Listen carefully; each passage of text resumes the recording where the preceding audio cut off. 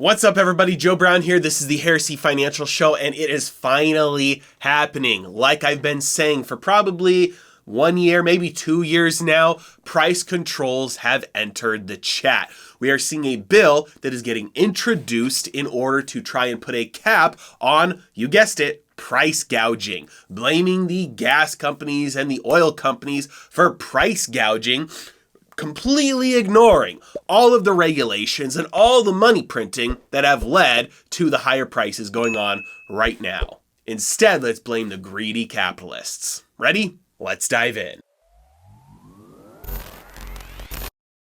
All right, guys, so take a look with me at this article from Bloomberg reporting that a ban on excessive gasoline prices is heading to the House for a vote. It would ban excessive or exploitative fuel prices. The Speaker of the House, Nancy Pelosi, said that price gouging needs to be stopped. It is a major exploitation of the consumer. Now, gas prices have been on the rise for the last couple of years since they bottomed in 2020, and they are at record high prices across the nation.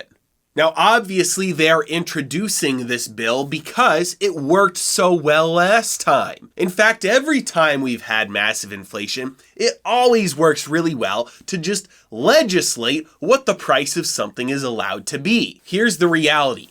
Prices are an automatic free market rationing tool. If half of something is produced, only half of that thing can be consumed. Consumption is the byproduct of production, not the other way around. And so if this year only half the bread is made compared to last year, that means we can only eat and consume half the bread that we did last year. That means somebody is going to have to decide for the entire world who's going to have less bread, who's going to have the same amount of bread, and who's going to get more bread. Now, we could have a central planning committee. We could put a committee together, a little team that are experts in the field. They could look around and they could say, with number one being completely fair, number two being completely unbiased, and number three being very moral and not making decisions based on anything that benefits them or those around them, they could look around and they could say,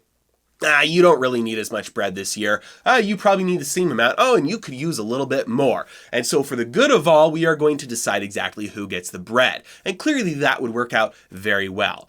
Obviously not. The other thing that could happen is just let prices do what prices are gonna do, because you can only consume what's been produced. And so what will happen is that the price of bread will skyrocket because only half the bread is made as before. And so the price of bread will go up, and some people will go to the store and they'll say, screw that, I'm not paying $10 for a loaf of bread, and their consumption will go to zero. Other people will say, I still want a little bit of bread, so they'll buy some bread, just not as much as before. And then there'll be other people, maybe bakeries, that say, whatever the price is, sucks, but I gotta buy the same amount of bread that I was buying before. And the pricing system is an automatic, the most fair rationing system that exists. Because me as a consumer, no expert, nobody in the world has to understand why there's a shortage of bread, only that there is, and the way they know that is because prices have communicated it to them. Because prices are an information system that communicates the information about the relative scarcity or abundance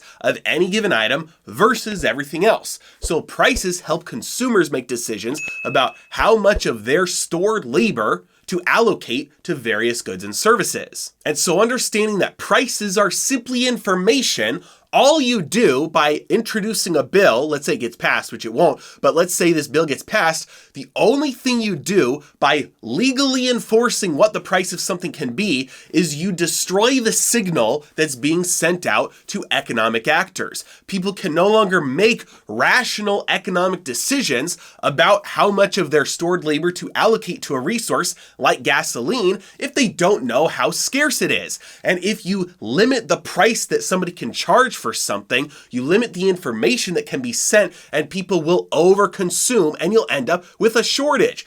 I wonder if there are any examples throughout history of when a shortage has occurred because of a price gouging law. I wonder if there are any situations throughout history we can look back on and say, have there ever been any shortages as a result of price caps? And if there are any examples of this, surely lawmakers wouldn't be dumb enough to enforce new legislation on the exact same thing that happened on last time. Luckily, there's gridlock in Congress right now, with pretty much the only thing that they can agree on is to get rid of daylight savings time. And so this bill has very little chance of passing, given the split between Democrats and Republicans. But the real scary part is the future in which a central bank digital currency might be in use. Because at that point, monetary policy and fiscal policy are folded together through the control of programmable money. And at any point, they can just say,